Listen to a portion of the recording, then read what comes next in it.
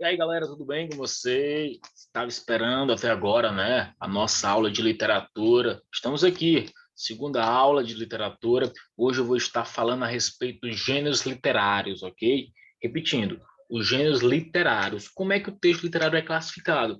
Aula passada, né? Aula de número 1, eu apresentei para você o quê? A diferença, né? Para você associar, saber diferenciar o que vai ser um texto literário e um texto não literário. Na aula de hoje, eu vou estar esmiuçando os detalhes, os tipos de textos literários, os gêneros, professor, o gênero lírico, o gênero épico, o gênero dramático e o gênero narrativo, ok? Antes de iniciar nossa aula aqui, ó, eu vou novamente lembrar você, não esqueça de comentar aí, ok? Assim que você visualizar a aula, nos comentários o seu nome completo, para que a coordenação veja de fato que você está acompanhando as aulas, ok? Vou estar compartilhando nosso material, esse material que você tem acesso, esse material que é disponibilizado no grupo, para uma compreensão totalmente eficiente, ok? Material aí na tela. Como você pode ver, o material já está aqui na tela. Minimizar aqui, ajeitar 100%, para que nós possamos começar a melhor aula do dia. Isso, literatura. Vem aqui comigo, ó. Associe o seguinte. Professor, os gêneros literários. Quem foi que definiu isso? Galerinha, quem definiu essa classificação dos gêneros literários foi Aristóteles, ok? Repetindo, quem definiu essa classificação em torno dos gêneros literários foi Aristóteles.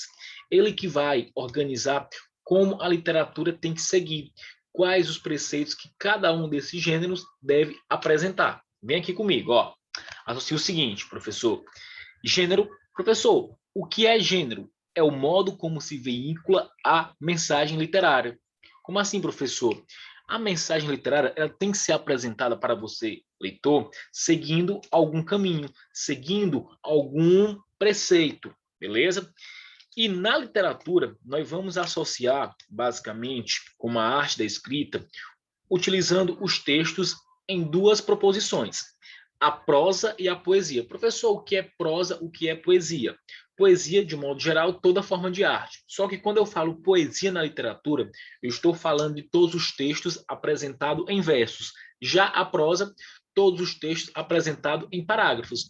Ah, Patrick, agora faz sentido, né? Quando o Enem, lá na cartilha da redação, ele pede o seguinte: construa um texto dissertativo argumentativo baseado em prosa. Ou seja, professor, prosa, estrutura de parágrafos. Poesia, estrutura de versos. Associa isso, ó. Os gêneros literários vai estar vinculando essas informações. Respira fundo, ó. Vem aqui comigo, preste atenção. Patrick, quais são os gêneros literários? Como eles são classificados? Ó, são 4 os tipos de gêneros literários que você precisa aprender, que você precisa associar nesse momento inicial, antes de a gente ingressar de fato nos períodos literários. Os gêneros são épico. Professor, o que é o gênero épico? Eu vou estar detalhando de modo bem detalhado mesmo, de modo bem específico, cada um desses gêneros. Desde já, vou estar apresentando de modo objetivo. Gênero épico, aquele que vai estar apresentando um herói. Gênero dramático, professor, aquele que vai estar sendo encenado, dramatizado. Gênero narrativo, aquele que vai narrar. E o gênero lírico, aquele que faz menção ao aspecto musical, aspecto sentimental. Beleza? Apresentando o trailer dos gêneros literários. Agora nós vamos estudar de modo bem detalhado essas concepções, ok? Ó, vem aqui comigo. Gênero lírico, galerinha. Patrick, eu já sei. Gênero lírico é aquele gênero que faz referência à lira. Exatamente. O gênero lírico aqui faz referência à lira. Patrick, o que é lira? Aquela bebida piauiense? Não, ó, nem pense nisso. Lira, galerinha, é aquele instrumento musicalizado, como se fosse uma harpa que os anjinhos utilizavam. Ah, professor, entendi, como se fosse uma espécie de violão. Exatamente. Associa isso, ó.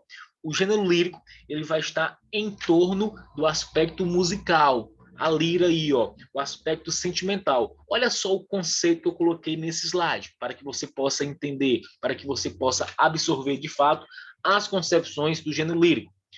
O texto possui forma ritmada e linguagem que praticamente não se sente devido à fluidez com que as imagens vão sendo apresentadas.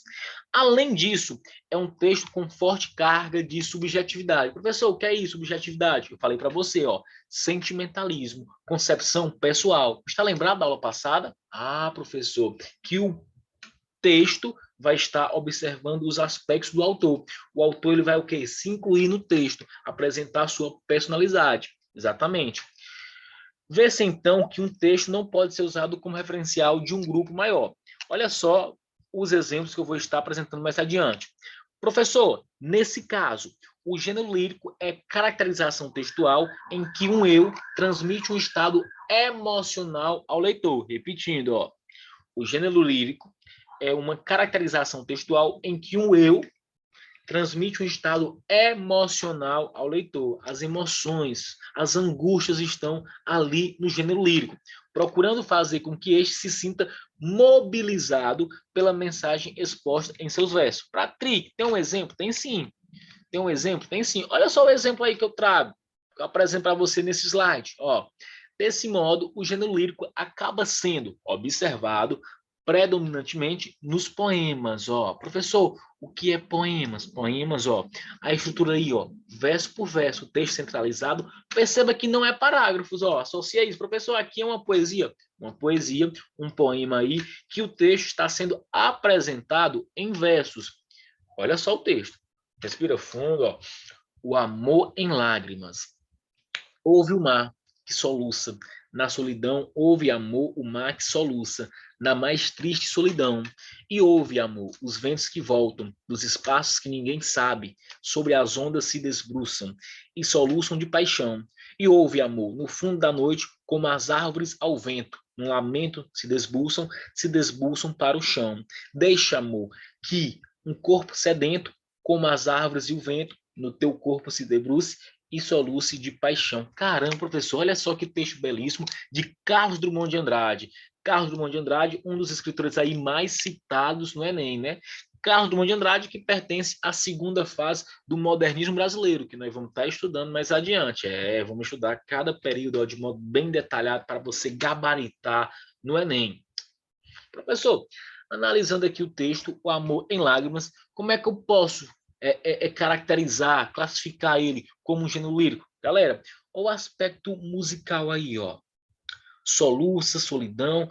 Professor, percebo assim que tem uma certa rima. Volto a destacar, o aspecto musical está presente aí e a concepção pessoal do eu lírico.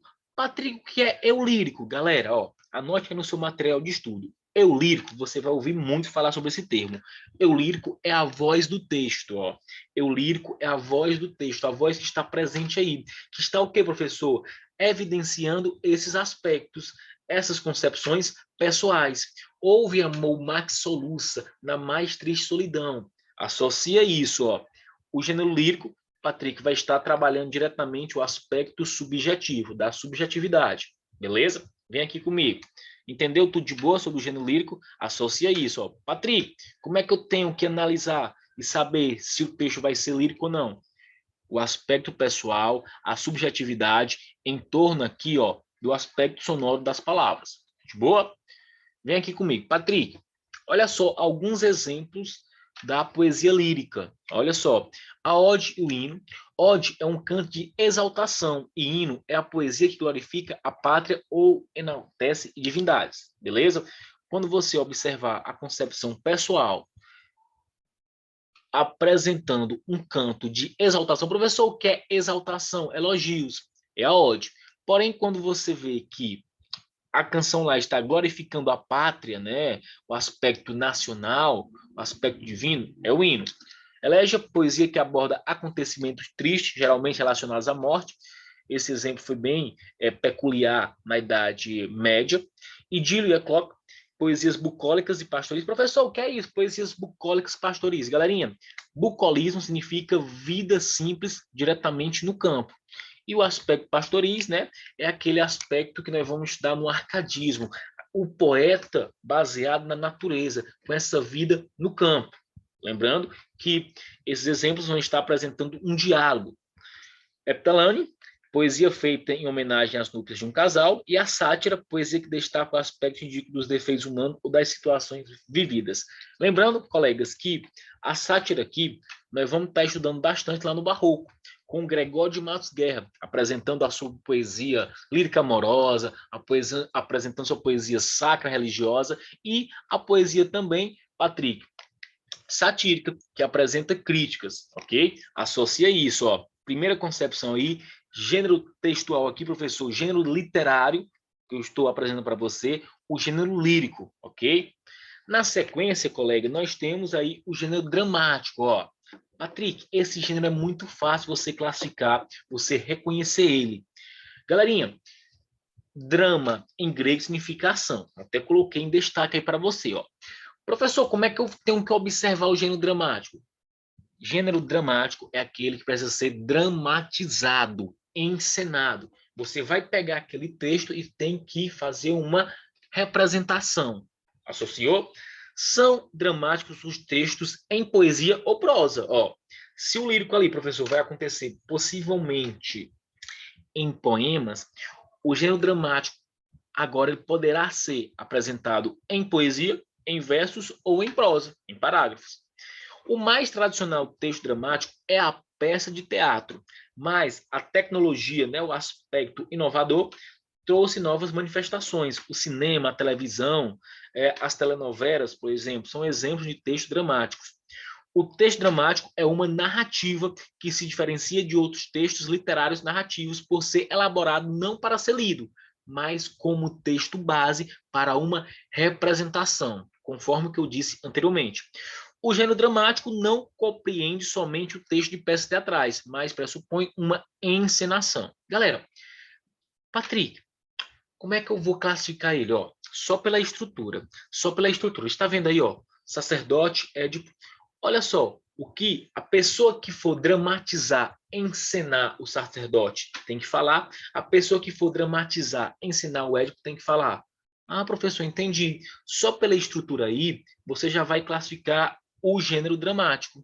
Beleza? Ó, é aquele texto repetindo, associa comigo, jogo rápido aqui, ó. Gênero dramático, vem de drama. Professor, drama, ação. Drama, ação. Essa ação precisa ser o quê? Encenada, dramatizada. Nós temos aqui como texto crucial, tradicional do gênero dramático, o teatro, o alto. Olha só a estrutura aí, ó. O personagem aqui, no caso, você vai dramatizar o sacerdote. Você precisa, de fato, representar a concepção do diálogo do sacerdote. Mesma concepção aqui da pessoa que vai dramatizar o Édipo. Entendeu? Lembrando que, segundo os modelos clássicos, o texto dramático vai estar dividido nessas três concepções: tragédia, comédia e tragicomédia. Olha só, tragédia, histórica trágica, capaz de provocar compaixão na plateia por apresentar desastres.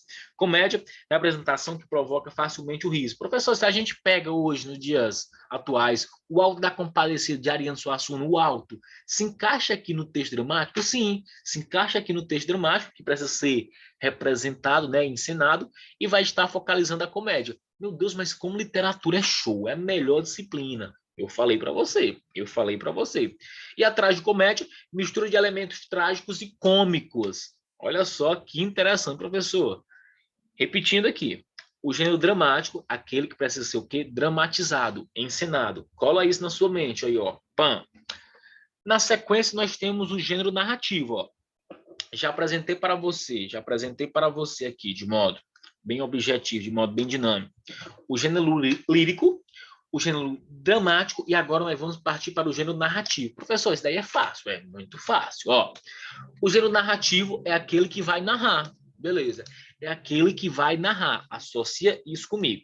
Olha só o conceito que eu coloquei aqui para você, para que você possa revisar.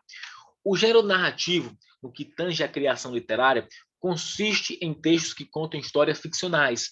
Sua estrutura conta com um enredo. Professor, o que é enredo? Organização, o qual situa o leitor em seus elementos oposicionais principais: narrador, personagem, tempo e espaço. A partir de uma situação inicial, instaura-se um conflito que a modifica, iniciando um desenrolar de acontecimentos que desemboca no clímax narrativa. Isto é, no ponto máximo e crucial da história. Por fim, ao epílogo, em que é apresentar a situação pós-conflito. Patrick, traduzindo isso, ó, meu amigo, pega seu materialzinho aí, ó. Pega seu materialzinho, pega a canetazinha, marca texto, dá destaque, coloca aí, ó. Gênero narrativo é aquele que vai narrar. Porém, colegas, galera massa aqui do cursinho José Bispo. Para que eu possa classificar um texto como narrativo, eu preciso encontrar 5 elementos. Professor, 5 elementos? Sim. Eu preciso encontrar o pente. Como é, professor? Sim, eu preciso encontrar o pente. Professor, pente, nós estamos falando de literatura, Patrick, é sério. Não é salão de beleza aqui, não. Você precisa encontrar o pente aqui no gênero narrativo. Pente, exatamente. Olha só os elementos. Personagem, enredo, narrador, tempo e espaço. Olha o pente aí. Ah, Patrick, que bizu da hora, que bizu legal. Volta a destacar, ó. Gênero narrativo é aquele que vai narrar, porém essa narração precisa estar, ó, evidenciando 5 elementos. Personagem, enredo, narrador, tempo, espaço. De boa? Tranquilo? Entendeu? Ó, eu vou estar detalhando cada um desses elementos para que você possa ficar fera, para que você possa interpretar todo o texto narrativo de modo bem objetivo. Vem aqui comigo, ó, se aproxima. Personagens. Professor, os personagens da história são todos aqueles que representam papéis na história. Pode ser divididos em protagonistas, os principais, antagonistas, a que se colocam em oposição direta ao protagonista, os vilões ou caricaturais, e representam tipos da sociedade. Os personagens, professor, são aqueles que vão estar sempre evidenciando ali os acontecimentos, as suas histórias, representando o quê? Papéis. Associa isso, eu coloquei até o seu madruga aí para você não esquecer. Personagem, essa concepção, essa função. Professor, o enredo, o que é o enredo? Galera, o enredo aí é a organização dos fatos, ó, o ligamento aí, ó. É a sequência narrativa marcada notadamente por um clímax, que representa o ápice da história. Dependendo da história, ela é dividida em células dramáticas, fatos que caracterizam o próprio formato do texto. E o narrador, Patrick? O narrador é a parte aqui, ó, que muita gente tem dificuldade em interpretar. Por que muita gente tem dificuldade em interpretar o narrador, professor? Porque nós sabemos que tem vários tipos de narradores. Presta atenção aqui comigo, ó. Narração em primeira pessoa. É aquele narrador personagem. Ele narra, professor, e também participa da história, narrando e participando. Narrador em segunda pessoa ocorre quando o narrador quer comentar algo sobre a obra com o leitor, que se torna personagem. É chamado narrativo, ou seja, professor, aquele que se narra. É muito usado por Joaquim Maria Machado de Assis. Professor, quem é esse Machado de Assis, galerinha? Nós vamos estudar ainda essa figura.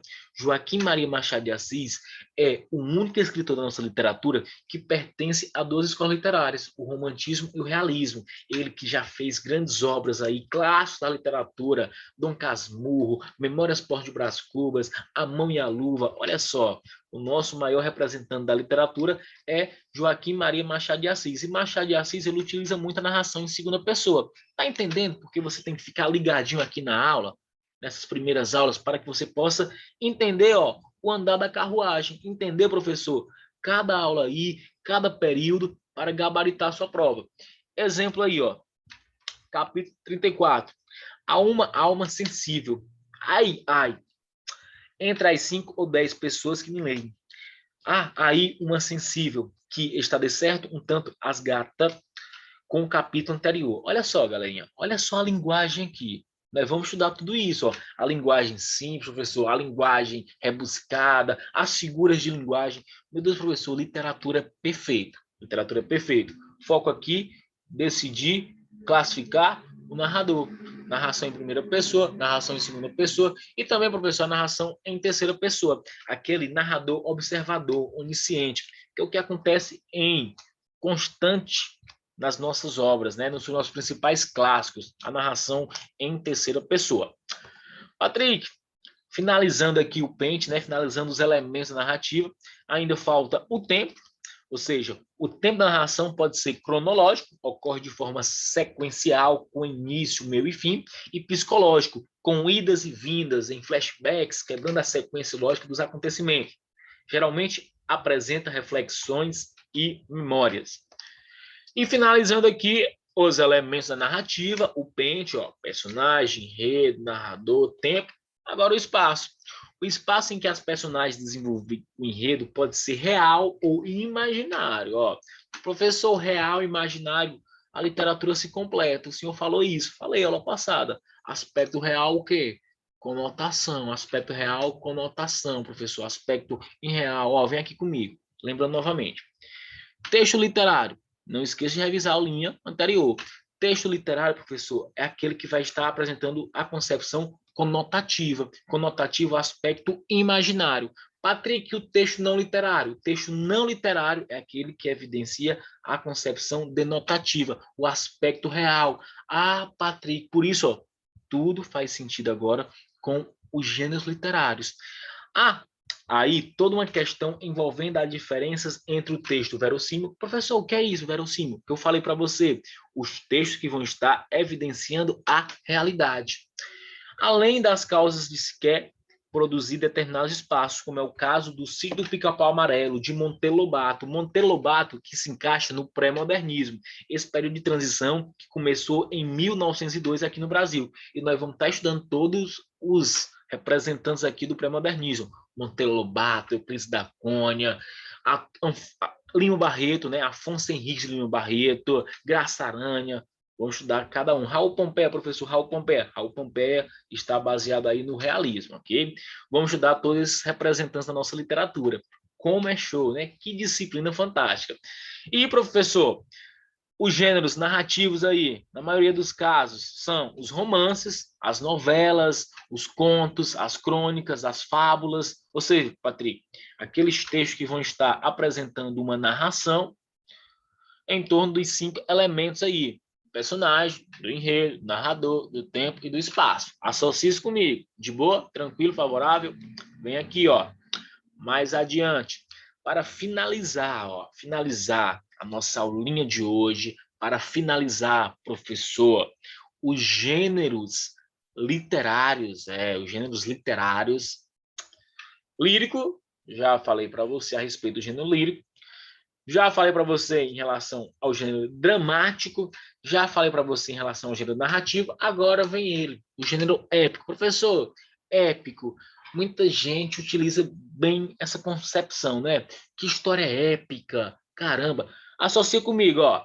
Gênero épico, pode destacar aí, ó. Gênero épico, aquele gênero que vai estar evidenciando um acontecimento histórico em torno de um herói. Pronto, é fácil, ó.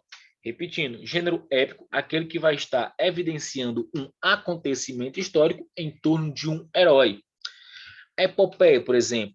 O gênero épico nos apresenta textos que são verdadeiras narrativas. Professor, são verdadeiras narrativas e por que não vai ser, de certa forma, pertencente ao gênero narrativo? Porque não vai estar evidenciando os 5 elementos lá que eu apresentei para você.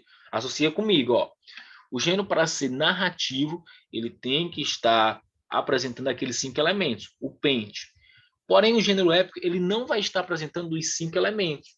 Ou seja, por isso eu vou considerar o gênero aqui em torno de um herói, narrando aí um acontecimento histórico, beleza? A diferença entre as narrativas épicas e as narrativas em prova, como são conhecidos os contos e os romances, está na possibilidade da forma. Geralmente, falamos de poemas épicos, ou seja, uma narrativa em versos. Vem aqui comigo. Professor, versos, aquele texto centralizado? Exatamente, ó. Poesia, versos, prosa, parágrafo.